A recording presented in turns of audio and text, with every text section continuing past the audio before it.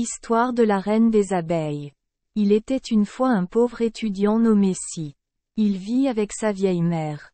Il voulait se marier pour que sa femme puisse aider aux tâches ménagères et prendre soin de sa mère âgée, mais quand il a demandé à quelques personnes, elles ont vu que sa famille manquait toujours de nourriture, alors elles ont toutes secoué la tête et refusé. Il doit donc toujours vivre seul avec son travail de ramasseur de bois de chauffage.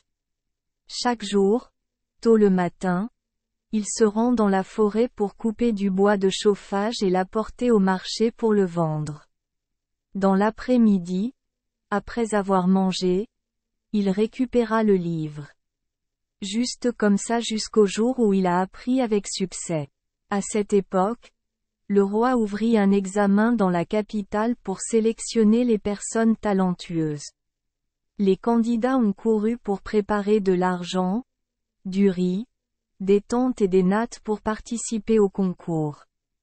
Dans son cœur, Si était également désireux de rivaliser dans le domaine de la littérature et de l'écriture, mais les ressources financières de sa famille étaient trop faibles. Il ne savait pas quoi utiliser pour subvenir aux besoins de sa mère âgée pendant son absence et n'avait rien à dépenser tout au long du voyage. Chemin. À l'approche de l'examen, plusieurs de ses amis ont eu leurs règles à tour de rôle sans l'inviter. Si a essayé de courir à plusieurs endroits, mais en vain. Ce n'est que plus tard que quelques gentils voisins ont pris soin de sa mère âgée afin qu'il puisse repartir l'esprit tranquille. Et puis il a finalement pris le risque et s'est mis en route, même s'il n'avait ni un sou ni un mot dans le dos. Au début, il transportait des marchandises pour les marchands. Travaillant aussi dur qu'il le pouvait pendant 2 jours, il recevait de leur part de la nourriture et un salaire. S'il avait des problèmes, il continuerait à marcher. Après 2 jours de dépenses très modestes, l'argent nouvellement gagné avait disparu. Malgré cela, il ne s'est toujours pas arrêté, espérant trouver un emploi en cours de route.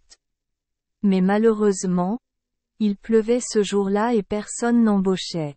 Comme l'école commençait dans 3 jours seulement, il ne pouvait pas s'attarder.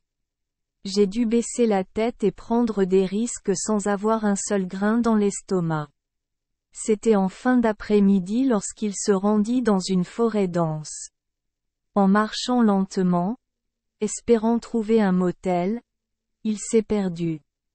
Il errait au milieu de la nuit noire dans les buissons sans entendre un seul chant de coq ou un seul aboiement de chien.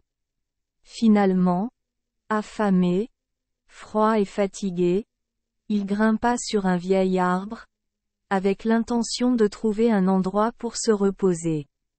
Heureusement, lorsque j'ai grimpé jusqu'à la 3e branche, j'ai soudainement aperçu une lumière sur le côté gauche. Enthousiasmé, il descendit rapidement dans cette direction. Un instant, il se tenait devant une petite maison au toit de chaume. Il appela nerveusement à la porte et fut surpris de voir la porte s'ouvrir immédiatement comme si quelqu'un l'attendait. Une fille sortit avec une lampe à cire. Sous la lumière, s'y voyait clairement le joli visage de la jeune fille, mais ses yeux étaient aveugles. Elle dit : « Bonjour, professeur. Je t'attends depuis longtemps. Maître, s'il vous plaît, entrez ici. » En écoutant les paroles de son maître, Si n'avait plus d'âme. Comment cette fille aveugle savait-elle qu'elle était étudiante et qu'elle l'attendait? Seuls les gobelins maléfiques qui installent des pièges pour attraper leur proie peuvent le faire. Si était très hésitant, mais son estomac et sa santé ne lui permettaient plus de marcher nulle part. Il entra hardiment dans la maison, sans oublier de se prémunir contre les surprises qui pourraient survenir. Dans la maison, outre la fille, il y a aussi un vieil homme. Après avoir invité Si à s'asseoir, la jeune fille dit au vieil homme d'apporter le feu aux invités pour qu'ils sèchent leurs vêtements. Dès que Si se sentit au sec et bien au chaud, Le vieil homme apporta un plateau de riz et une jeune fille aveugle le suivit en l'invitant. « Ma maison est frugale et n'a rien. S'il vous plaît, professeur, soyez honnête. » Sy était sceptique au début et n'osait pas toucher ses baguettes. Mais plus tard, la faim a tout vaincu. Il prit le bol et essaya de manger un morceau. Voyant que cela n'avait pas l'air différent, alors il commença à manger. Le repas était effectivement frugal, mais le riz chaud et la sauce le rendaient plus délicieux que jamais. Après avoir mangé, le vieil homme nettoya le lit de paille et étendit des nattes sur lesquelles les invités pouvaient s'allonger. Sy était si fatigué qu'il s'allongea mais n'osa pas dormir, observant délibérément quel tour le diable jouait encore. Mais en un instant, il s'assoupit et s'endormit. À minuit, il se réveilla brusquement en sursaut. Le vent orageux souffle de plus en plus fort. Parfois, le ciel rugissait violemment. Il entendit la jeune fille dire « Papa, le vent a tourné au nord. Ça siffle trop fort ? Non, le petit nid de la 3e branche s'est effondré. Essayons-le. » Sy était très surpris que la jeune fille aveugle parle comme une personne pleinement voyante. Il réfléchissait paresseusement quand il s'endormit soudainement. Peu de temps après, le vent souffla plus fort comme s'il voulait soulever le toit de la maison. Si je me suis réveillé à nouveau. Cette fois, il entendit la voix de la jeune fille à l'extérieur de la maison. « Papa. Si le vent est aussi fort, ils se perdront probablement beaucoup. Mais ce n'est pas grave. Demain ils reviendront tous. » Dans le 7e cabinet, de nombreux enfants attendent mais n'ont pas encore pu entrer. Immédiatement, Sy entendit le bruit du chapeau du vieil homme qui sortait du jardin. La tempête est toujours violente. Il s'assit et se dirigea vers la porte. À travers les éclairs, Sy a vu la jeune fille aveugle se tenant sous un arbre avec des branches et des feuilles s'étalant comme un auvent. Sur les branches basses à la base, des abeilles jaunes pullulaient et se posaient sur le chapeau et la chemise de la jeune fille. Il existe d'innombrables abeilles jaunes et bébés abeilles qui volent. Le bourdonnement des abeilles a presque couvert le bruit de la tempête. Pendant que la jeune fille et le vieil homme travaillaient dehors, Sy rentra à l'intérieur, encore dubitatif dans son cœur. Sur le bureau au sommet du lit de paille, la bougie brûle toujours. J'ai vu un livre.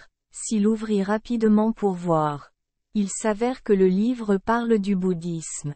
Il l'a ramassé et l'a lu très absorbé. Au petit matin, la tempête avait commencé à s'apaiser et la jeune fille et la vieille femme entrèrent dans la maison. Sy ferma le livre et demanda « Je me suis perdu. Merci à toi et au vieil homme de m'avoir donné à manger et de me reposer. Mais une chose que j'ai du mal à comprendre, c'est pourquoi 2 personnes vivent seules dans cette forêt? Comment puis-je subvenir à mes besoins en vivant ainsi? Comment saviez-vous que je venais ici et que je passais l'examen? Etc.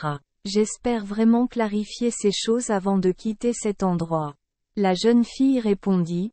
« Cette maison était à l'origine la maison du professeur de ma mère. Mon professeur et concubine étaient mandarins. Parce qu'il détestait les mandarins, il est rentré chez lui et est venu dans cette forêt pour vivre d'élever des abeilles. Il y a 3 ans, mon professeur et ma mère sont décédés, me laissant seul avec mon père et les abeilles. Les abeilles donnent du miel et de la cire, et les vieux pots les emmènent au marché pour les échanger contre du riz. Mes yeux m'ont soudainement fait mal et ont été endommagés. Même si je suis aveugle, mon intuition sait tout. Soudain, je sens que les abeilles sont en difficulté, puis elles sont en difficulté. Comme hier, j'ai senti qu'il y avait un étudiant qui passait l'examen et qui avait raté la cible et qui avait besoin d'aide. Je venais d'allumer la lampe lorsque j'entendis le maître éclusier frapper à la porte. Ce livre sur la table a été laissé par mon professeur, alors s'il vous plaît, lisez-le. Mais le professeur du cours n'est pas pressé, il reste 7 jours pour commencer l'examen. En entendant cela, Si se sentit désolé pour la jeune fille aveugle dont la situation était encore plus difficile que la sienne. Il a tenu le livre et a lu jusqu'au matin. Se souvenant du jour de l'examen, il dit au revoir à la fille et au vieil homme et partit. Voyant que l'invitation n'aboutissait pas, la jeune fille lui donna une boule de riz et un denier d'argent. Si a rapidement rendu l'argent et n'a accepté que la boule de riz et a dit « Merci à vous et au vieil homme. Si j'obtiens la gloire à l'avenir, je ne l'oublierai jamais, elle est son cœur d'or. » Le lendemain après-midi, en arrivant à la capitale, Si fut surpris d'apprendre que parce que l'empereur avait peur, l'examen avait été reporté de 5 jours, comme la jeune fille l'avait dit. Lors de l'examen de cette année-là, le roi a présenté un titre de dissertation contenant de nombreux exemples du bouddhisme. Ses amis de sa ville natale ainsi que des érudits du monde entier ont été éliminés parce qu'ils n'avaient pas lu de livres bouddhistes. Il y a des gens qui arrivent au lycée et qui échouent. Seul Si, grâce à une lecture accidentelle du livre au milieu d'une nuit d'orage chez la jeune aveugle, a répondu couramment. Lorsqu'il passa son doctorat, le roi lui donna de l'argent, une couronne, un drapeau et des soldats pour l'honorer. Sur le chemin du retour vers sa ville natale, il envisageait de se diriger vers la forêt où la maison de la jeune aveugle gardait des abeilles pour rendre grâce. Mais alors que le groupe d'honneur venait de franchir le col, Si a aperçu une fille aux yeux sombres qui attendait au sommet du col. Ses mains portaient un panier de fleurs. Sur sa chemise, des abeilles jaunes s'accrochaient étroitement comme du brocart. Si se souvenait de la nuit d'orage où il se tenait dans la maison et regardait dehors, voyant la jeune fille aveugle accrochée comme ça par des abeilles. C'est la fille apicultrice ici. Mais pourquoi ses yeux ne sont-ils pas aveugles? Si descendit rapidement de la civière et courut chercher la jeune fille. Il dit immédiatement, c'est la fille apicultrice, n'est-ce pas? Mais qui, par magie, a rendu ses yeux brillants à nouveau? Oh! Sans le livre que mon professeur m'a laissé, je serais aussi ruiné que la plupart de mes amis. Je ne sais pas comment la remercier assez. La jeune fille répondit. Grâce à la reine des abeilles, j'ai pu aspirer les étamines magiques et les relâcher dans mes yeux, ce qui a fait rouvrir mes yeux. Ce matin, j'ai senti que le nouveau diplômé était sur le point de revenir alors je suis allé le chercher en toute hâte ici. La fille regarda Si avec les joues rouges. Après cela, Si et son entourage se sont rendus dans la petite maison de la jeune fille. Après être resté ici quelques jours, Si a ramené la jeune fille et le vieil homme dans sa ville natale. Il demande à sa mère la permission d'épouser l'apiculteur. Le cortège de la grande mariée est parti de la forêt, avec des drapeaux, des éventails, des gongs et des tambours à haute voix. Surtout les abeilles dorées tiennent chacune une fleur et volent au-dessus de leur reine, aussi belle qu'un nuage à 5 couleurs. 1. D'après le 7e roman numéro 335, 1940. Et le bon genre de conte de fées. Merci les enfants des Esperluette Croisillon 39. Avoir écouté des contes de fées au jour Esperluette Croisillon 39. 8. Espérons que les histoires apporteront aux enfants des moments heureux et significatifs. Si vous aimez notre chaîne, veuillez appuyer sur le bouton S Esperluette Croisillon 39. Abonner, pour ne manquer aucune histoire intéressante. Je vous souhaite une bonne nuit de sommeil et de beaux rêves. Rendez-vous dans la prochaine histoire.